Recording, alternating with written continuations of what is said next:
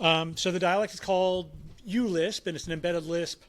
It's written entirely in C. It runs on a whole host of embedded platforms.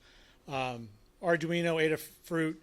It runs on a number of 8-bit, 16-bit, 32 processors, ESP32, the Raspberry Pi Pico. There's a RISC-V port.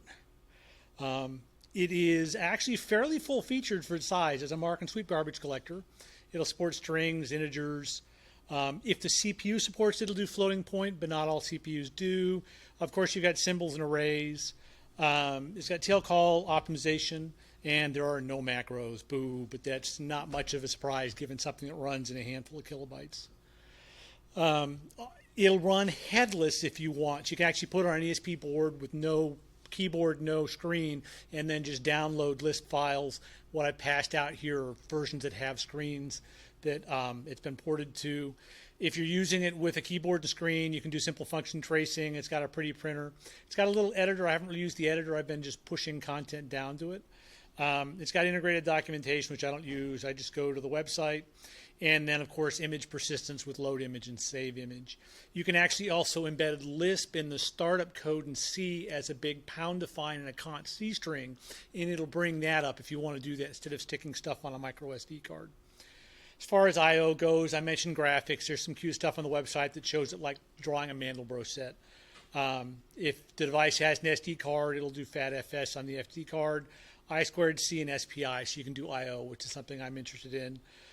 There's also a whole bunch of sensor library extensions for air pressure, humidity, temperature, accelerometers, all that good stuff if you want. And if the board supports Wi-Fi like the ESP32S3, I think, you can do Wi-Fi as well with it with simple queries. This is a brief chart that sort of kind of shows what's on which of the CPUs. Whoop, go back. And this is all on the website, but it's reasonably full-featured. Anyway, just wanted to share that. It's really pretty cool. So I'm looking at embedding it. We do synthesizers and samplers, and we have a coprocessor board for doing I/O and then some reverb stuff. And I'm thinking about trying to bring this up on the coprocessor board to actually do DSP algorithms for the audio out, and then make it so that users could actually load that in at runtime if they wanted to as a programmable way to program our instruments. My boss is not happy with the proposals. This is a weekend project. He doesn't think it'll sell more hardware, but oh well. So, cool. Thank you. Yeah. Have you heard of sector Lisp? No. It sounds okay. Maybe somewhat similar. Uh-huh.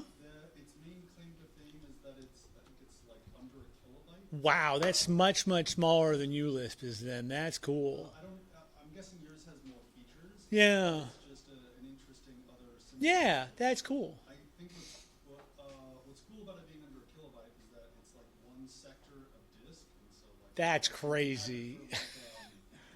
You can something like low-level booting. Yeah. Instead of like to replace like your grub. Yeah. Oh, that's cool. That's cool. I'm surprised it doesn't have macros, because macros aren't a very Yeah. expensive to implement. Yeah. I was kind of disappointed by that, but for my application, you don't need a lot of meta programming, so it's probably okay. Yeah. Cool. Alrighty, thank you, and feel free to pass on the hardware and enjoy it and play with it. If you can see the display, I find the display too blazing.